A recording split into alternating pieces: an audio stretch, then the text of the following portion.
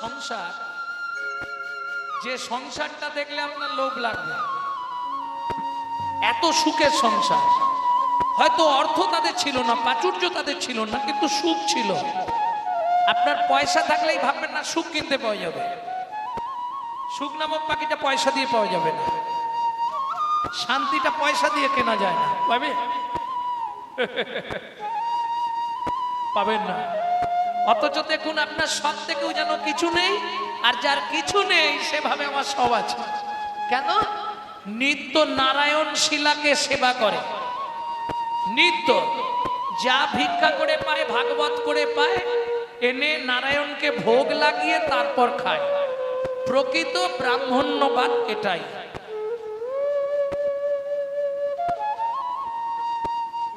বুঝে গেল? ব্রহ্ম জ্ঞানতি ব্রাহ্মণ। এখানে ব্রহ্ম মানে কিন্তু ব্রহ্মা নয়, ব্রহ্ম মানে ভগবান শ্রীকৃষ্ণ, অর্থাৎ শ্রী বিষ্ণু নারায়ণ। কেমন? ব্রহ্ম, পরম ব্রহ্ম। জলে জলময় নারায়ণ ভেসেছিল ব্রহ্ম বস্তু, সেই ব্রহ্ম থেকে শ্রী বিষ্ণু নারায়ণ। সেই ব্রহ্মকে যে জ্ঞান করতে পারবে সে হবে ব্রাহ্মণ। বুঝতে হবে। এবার স্বামী স্ত্রী যদি এক পথের প্রতীক না হয়, সে সংসারে শান্তি নেই। কারণ নারী জাতির তো দ্বিধাগতি। প্রথম যখন আসে বউ, এই ওদের পাড়ায় বাড়ি থেকে এসছে রে নতুন বউ, কিছুদিন পর বলে অমুকের স্ত্রীটা ভালো। এই দুটো শোনা যায়, তারপরে একটা শোনা যায় না। সেটা কি? সহধর্মিণী। বউ কাকে বলে? অ্যাটেম বোম দেখেছেন তো? অ্যাটেম বোম ও যে কোনো মুহূর্তে বাস্ট করে। হ্যাঁ, ও ভালো আপনার সঙ্গে 1 বছর সংসার করবে, তারপরে এবার বাঁক ধরবে। এই বুড়ো বুড়িদের রান্না করে করে আমি কালো হয়ে যাচ্ছি, তুমি কলকাতায় গিয়ে একটা ফ্ল্যাট কেন আমাকে নিয়েছো। এটা বউ, কোন মুহূর্তে বাস্ট করবে বলা যাবে না। এই স্ত্রী, স্বামী যেমন তেমন হোক, ও কিন্তু সংসারটা গুছিয়ে নেবে। তোমাকে কিছু ভাবতে হবে না। বাবা মাকে দেখা, ছেলে মেয়েদের দেখা, বাজার করা, রান্না করা, জমি দেখা, রেশন তোলা, সব আমি ছাড়বো। তুমি কিন্তু প্রত্যেকদিন সন্ধ্যেবেলা টাকাটা আমাকে দিয়ে দেবে। এর নাম স্ত্রী। স্বামী যদি এদিক ওদিক হয়, গরম মেরে সোজা করে দেবে। আর সহধর্মিণী, ওটা শুনবো এক্ষুনি। অনেকে অনেক কথা বলে যে এক কাজ কর, তোদের ঠাকুর এতদিন ধরে ঠাকুর সেবা করলি, 21 বছর হয়ে গেল, এখনো তোর কিছু হলো না, তুই আমার সঙ্গে অমুক ঠাকুরের কাছে চল, তুমুক জায়গায় চল। যেমন এখন দেখবেন আপনাদের এদিকে হচ্ছে কিনা জানিনি, টাকা দিয়ে দিয়ে ধর্মে রূপান্তর করা হচ্ছে। হচ্ছে না এদিকে? এদিকে বন্ধ হচ্ছে, হচ্ছে না। যাই হোক, আমাদের ওদিকটা কদিন খুব চলছিল। 50,000 40,000 টাকা দেবে, তোমাকে তাদের ধর্মটা নিতে হবে।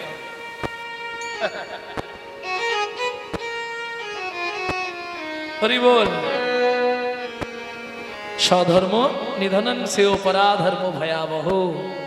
নিজের ধর্মকে রক্ষা করতে গিয়ে মৃত্যু হয় সেও ভালো, তবু পরের ধর্মের কাছে নিজেকে বিক্রি করো না। এটা একটা কথা। আর মাহাত্পুরাণে বলা আছে, কল্কির যেটা মাহাত্পুরাণ, সেখানে বলা আছে নিজ ধর্ম ত্যাগ করে অন্যের ধর্ম গ্রহণ করিলে তাকে 7টি জন্ম পেট জনিত প্রাপ্ত হতে হয়। ভক্তমন্ডলী, ভক্তিমতী মায়েরা, স্বামী সহধর্মিণী দেখুন, স্বামী স্নান করতে গেছে, এ তুলসী পাতা তুলেছে। যারা বাড়িতে তুলসী গাছ লাগিয়েছেন, হিন্দু বাড়ি যদি তুলসী না থাকে সেটা শ্মশানের সমান। যে গৃহে তুলসী বৃক্ষ নেই, তাহার বাস্তুভূমি শ্মশান সদৃশ। বোঝা গেল? অনেকেই দেখেছি তুলসী পাতা যখন তোলেন ডগ শুদ্ধ কেটে নেন। এই মহাপাপটা করবেন না।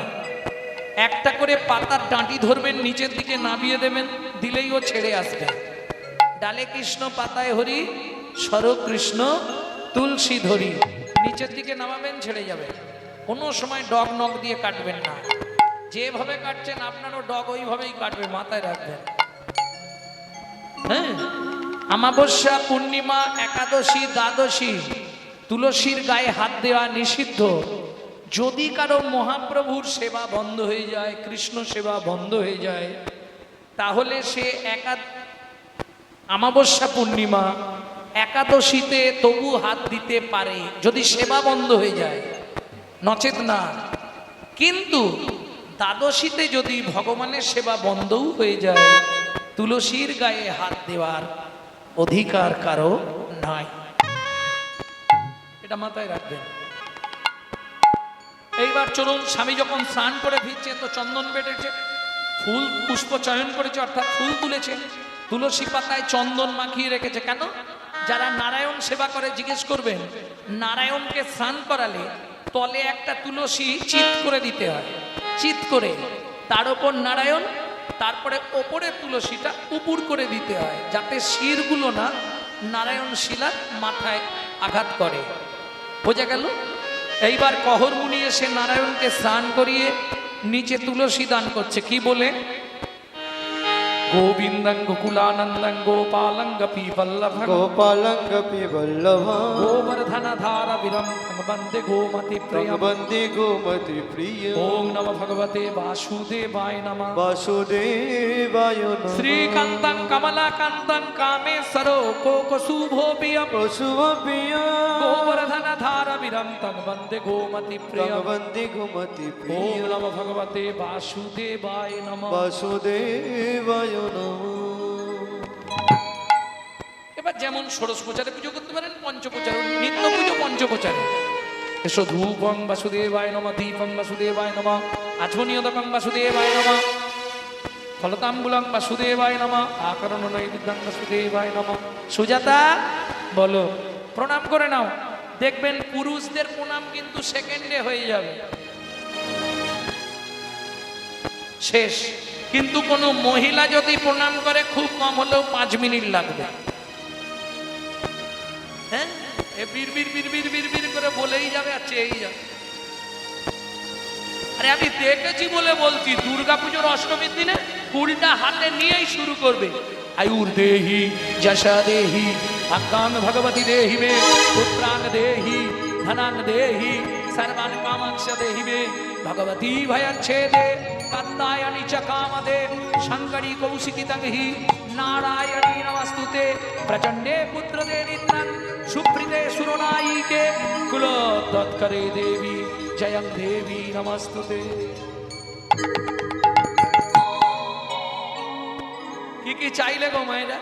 আয়ু দাও, যশ দাও, প্রতিষ্ঠা দাও, গাড়ি দাও, বাড়ি দাও, মেয়ের বিয়ে দিয়ে দাও, ছেলের চাকরি করে দাও, স্বামীর দোকানে 4টি খদ্দের ঢুকতে দাও, আর ভগবান তুমি 2টো নকল দানা খাও। নিতাই গৌর হরি বল। আজকে আমাদের হিন্দু মায়েরা ছিল বলে নকল দানা কোম্পানির মালিকরা খেতে পাচ্ছে। সত্যি বলছি, কি মজা দেখো, হাসতে হয় না? নিজেরা বুঝে বলো, নিজেরা তো গান্ডে পিন্ডে কিনি বলো। কলকাতায় একজনের বাড়ি গান ছিল কিছুদিন আগে, রূপোর থালা এত বড়, আর শালা মাঝখানে 2টো নকল দানা দিয়েছে। কি গালাগালি লোক!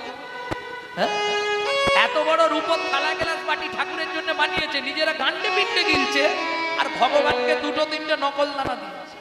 আরে তুই যদি ভগবানকে নকল দানা দিস, ভগবান জীবনে তোকে আসল দানা দিবে।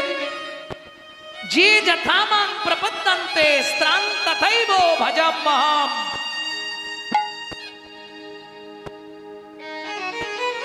নিজে থাকবো এসি লাগানো পাথর বসানো ঘরে, আর ভগবানকে রাখবো চিলে কোটার ছাদে, বজ্রাঘাত পড়লে ঠাকুরের মাথায় পড়ুক, তাই না? দিয়ে ধন বিড়ে মন কেড়ে নিতে কতক্ষণ। আজ যে রাজা কাল সে ফকির, বিধি হাসে অনুক্ষণ। সাবধান। এইবার কহর মুনির তো প্রণাম করা হয়ে গেছে, সুজাতা প্রণাম করেই যাচ্ছে। স্বামী, সুজাতা, সুজাতা কি গো, তুমি এখনো বীর বীর বীর বীর করে প্রণাম করছো? ওঠো, কি করছো এতক্ষণ ধরে? না না, কিছু নয়, কিছু নয়, আবার কিছু নয়। এতক্ষণ ধরে ভগবানকে কি বলছিলে? 20 বছর বিয়ে হয়ে গেল, 21 বছর পড়ে গেছে। ভগবানকে বললাম, ভগবান যদি একটা সন্তান দিতে, তোমার সেবা পুজোটা তো চলতো। ছি, তোমার লজ্জা করে না? তুমি ভগবানের কাছে চাইলে? তোমাকে এত করে বোঝালাম, জীবনে কোনোদিন ভগবানের কাছে চাইবে না। শুধু 2টো জিনিস ভগবানকে চাওয়া যায়। কি কি স্বামী? শুধু দুটো জিনিস ভগবানের কাছে চাওয়া যায়। পয়েন্ট। ভগবানের কাছে দুটো জিনিস পারলে চেয়ে নেবেন, দুটো জিনিসই চাওয়া যায়। এছাড়া ভগবানের কাছে ওইগুলো চাইতে নেই। আয়ু দাও, যশ দাও, প্রতিষ্ঠা দাও, চাইতে নেই। কি চাইবে? দুটো জিনিস। দয়াল দুঃখ দিও নাহি দুঃখ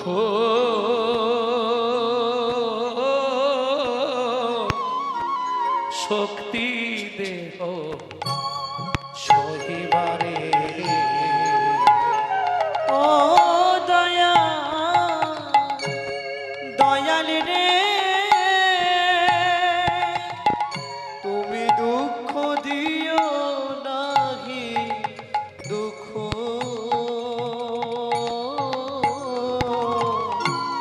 শক্তি দেখো সহিবারে।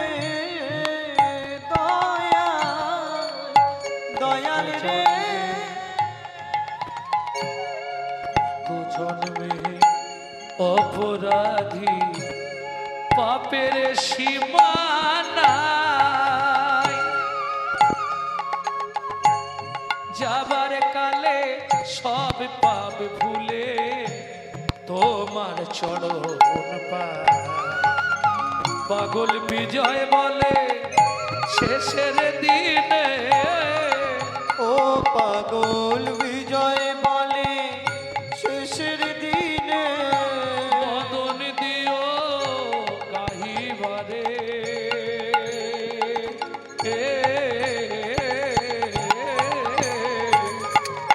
দুঃখ দিও নাহি দুঃখ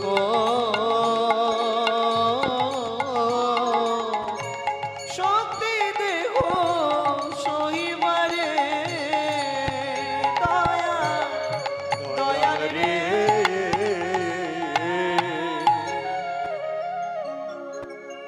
স্বামী বলো, আমি যে চেয়ে ফেললাম কি হবে? এখন আর কি করা আছে? ভগবান যা ভালো বুঝবে করবে। ভগবান ভালো বুঝলো, করেও দিল। কি করে দিল? কি করে দিল ভগবান? দেখিতে দেখিতে দিন কাটিতে লাগিল, দেখিতে দেখিতে দিন কাটিতে লাগিল। 3 মাস পরে মাতা গর্ভবতী হইল, 3 মাস পরে মাতা গর্ভবতী হইল। আনন্দের আর সীমা নাই রে, আনন্দের আর সীমা নাই রে। এতদিন পরে কৃপা হলো আসতে। ও মায়েরা, বিয়ের 21 বছর পর কোনো মা যদি গর্ভবতী হয় আনন্দ হবে না? কি গো, এতদিন পরে কৃপা হয়েছে, আনন্দ মানে সে আনন্দ ধরে রাখার নয়। কিন্তু এইবার বলি মায়েরা, সন্তান গর্ভে থাকাকালীন আপনি যা যা করবেন তার সাইড এফেক্টটা আপনার বাচ্চার মধ্যে আসবে, যাকে বাংলায় বলা হয় পার্শ্ব প্রতিক্রিয়া। ভুলে গেলে তো চলবে না। এই বাংলাতেই তো এক সময় জন্মেছে কি গো, বিনয় বাদল, দীনেশ, ক্ষুদিরাম, মাস্টারদা, সূর্য সেন, আচার্য প্রফুল্ল চাকি, ঈশ্বরচন্দ্র বন্দ্যোপাধ্যায়, শরৎচন্দ্র চট্টোপাধ্যায়, বঙ্কিমচন্দ্র চট্টোপাধ্যায় জন্মায়নি? সপ্ত ঋষির এক ঋষি স্বামী বিবেকানন্দ, রামকৃষ্ণ পরমহংসদেব, ঠাকুর অনুকূল চন্দ্র, বালক ব্রহ্মচারী, সীতারাম ওঙ্কারনাথ, লোকনাথ ব্রহ্মচারী, এই মহাপুরুষরা এই বাংলাতেই তো জন্মেছে। বুকে হাত রেখে বলুন, আনাচে কানাচে নতুন করে আর একটাও জন্মাচ্ছে? কেন জন্মাচ্ছে না? এই প্রশ্ন তো আমারও। কেন জন্মাচ্ছে না? কি গো, এই বাংলাতেই তো মহামানবের জন্ম, তাহলে আর কেন জন্মাচ্ছে না? শাস্ত্র বলছে, যার গোড়া ভালো তার ফল ভালো, যার ফল ভালো তার জল ভালো, যার জল ভালো তার ফল। একে বলে তত্ত্ব। আর তত্ত্ব মানে এই বাঁধাকপি ছাড়ালেই বেরোবে। গোড়ায় যদি গলদ হয়ে যায় ফলে পোকা লাগবেই লাগবে। কি গো, বুঝলে না? সন্তান গর্ভে থাকাকালীন মা যদি রামায়ণ মহাভারত শোনে, গীতা ভাগবত শোনে, হরি নাম শোনে, সে সন্তান হবে বিশুদ্ধ কৃষ্ণ ভক্ত। আর মা যদি প্রত্যেকদিন সিরিয়াল দেখে, তাহলে সিরিয়ালের মতো বাচ্চা জন্মাবে। হ্যাঁ, এবং সিরিয়ালে মা যা যা দেখছে ওটাই তার ছেলে কিংবা মেয়ের জীবনেও ঘটবে যেদিন যৌবন প্রাপ্ত হবে। কোনো চিন্তা নেই, তৈরি থাকো, এটা হতেই হবে। সন্তান গর্ভে থাকাকালীন তুমি যদি ধরো মহাপ্রসাদ খাও, জগন্নাথের প্রসাদ খাও, তুমি যদি ভগবানের অমৃত কেলিকা ভোগ খাও, ভগবানের চরণামৃত প্রাণ করো, সে সন্তান দেখতে যেমন তেমন হোক, দেখবে সে একজন দিকপাল হয়ে জন্মাবে। আর তুমি যদি ওই চাউমিন এগরোল ফুচকা খাও, তাহলে ফচকে ফচকে ছেলে মেয়ের জন্ম দেবে, স্বাভাবিক কথা। পার্শ্ব প্রতিক্রিয়া এটা হবেই, যাকে ইংলিশে বলা হয় সাইড এফেক্ট। তুমি গর্ভে থাকাকালীন যা যা করবে তোমার বাচ্চা তাই তাই ভাবেই মানুষ হবে, এটা তুমি তৈরি থাকো। যে সিরিয়াল দেখেছো গর্ভে নিয়ে, ওই সিরিয়ালটা তোমার বাড়িতেই ঘটবে, তোমার ছেলে কিংবা মেয়ে যৌবন প্রাপ্তি হোক, তারপর দেখে নিও, ঘটতেই হবে, কারণ ওই এফেক্টটা পড়বে, রাস্তা কিছু নেই। এই জন্যে সন্তান গর্ভে থাকাকালীন রামায়ণ, মহাভারত, গীতা, ভাগবত 8 মাস পর্যন্ত সুজাতা দেবী কহর মুনির স্ত্রী, তিনি ভাগবত শুনছেন। সেদিন ছিল বিকেল বেলা, গর্ভের বয়স 8 মাস, হাতে তুলসী পাতা নিয়ে বসেছে। কহর মুনি প্রত্যেক দিন ভাগবত শোনায়, আজকেও শোনাতে বসেছে, কিন্তু আজকেই ঘটে গেল বিপত্তি। কি হলো? সুজাতা বলো, আজকে তোমাকে ভগবান কেমন এই শ্লোকটা বর্ণনা করে শোনাচ্ছি। বলো স্বামী, বলো শুনি, ভগবান কেমন? যদ্বৈতং ব্রহ্ম বনৌষধি, যদ্বৈতং ব্রহ্ম বনৌষধি, তদ্ভাপসু তনুভা, তদ্ভাপসু তনুভা, আত্মা অন্তর্যামী পুরুষ, অন্তর্যামী পুরুষ, ষড়ৈশ্চর্য জয় হো ভগবান, ষড়ৈশ্চর্য জয় হো ভগবান।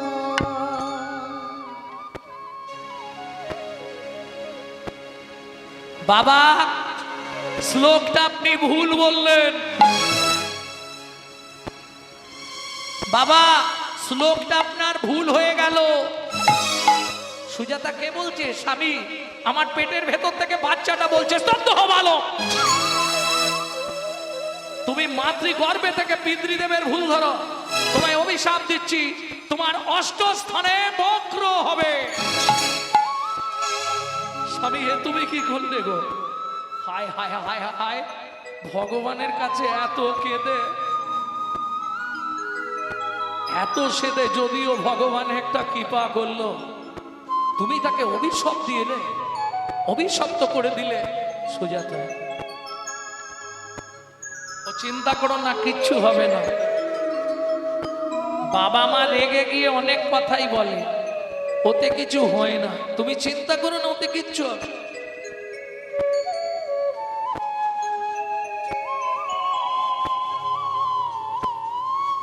ওতে কিছু হবে না, তুমি চিন্তা করো না। চিন্তা করবো না? তোমার বলতে লজ্জা করে না? আজকে 6 দিন হয়ে 5-6 দিন হয়ে গেল, হাঁড়িটা উনুনে ওঠেনে, ঘরে 1 বিন্দু চাল নেই। কি করে বেঁচে থাকবো আমি গর্ভবতী মহিলা হয়ে? কেন, খাবারের কি অভাব আছে নাকি? উঠানে তুলসী গাছ আছে, ঘটিতে গঙ্গা জল আছে, র্যাম্পার তুলসী পাতা আর গঙ্গা জল খাও। বলুন ভক্তমণ্ডলী মায়েরা, 8 মাসের গর্ভবতী মহিলা তুলসী পাতা গঙ্গার জলকে বেঁচে থাকা যায়? সাধক, সিদ্ধ, প্রবর্তক 3টে সাধনার দ্বারা পারা যায়। সেটা কে পেরেছিল? 12 বছর, যারা জানেননি ভালো করে হৃদয়ঙ্গম করে নিন কথাটা, 12 বছর তুলসী পাতা গঙ্গা জল খেয়ে বেঁচেছিলেন ঠাকুর সীতারাম ওঙ্কারনাথ।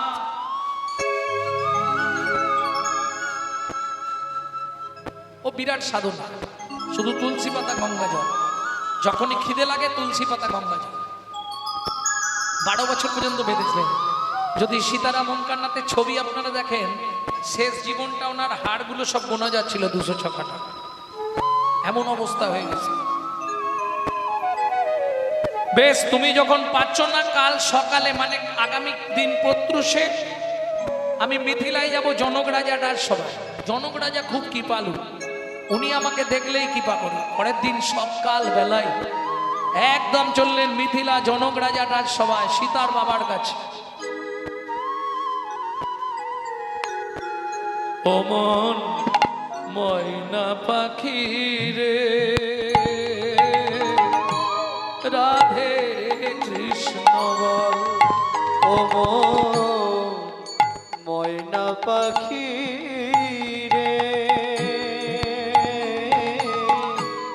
রাধে কৃষ্ণ বল।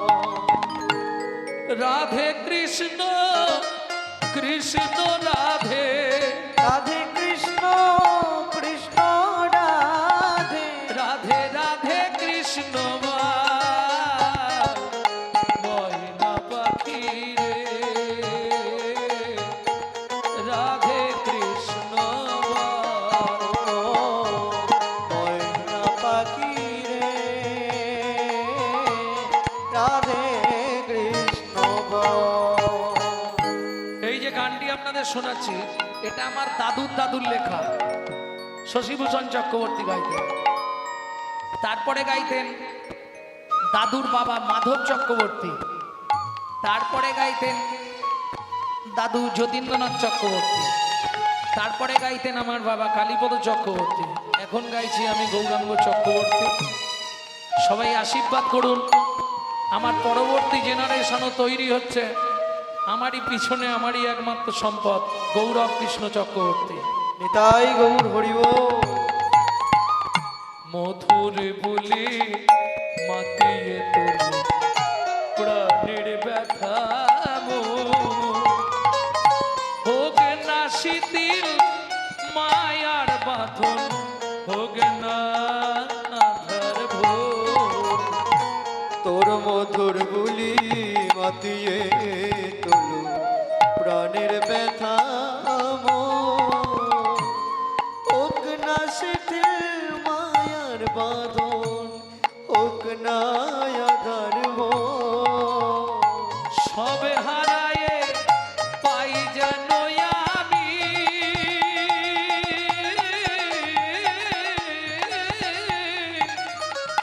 রাধা কৃষ্ণের চরণ তাল, রাধে কৃষ্ণ বল।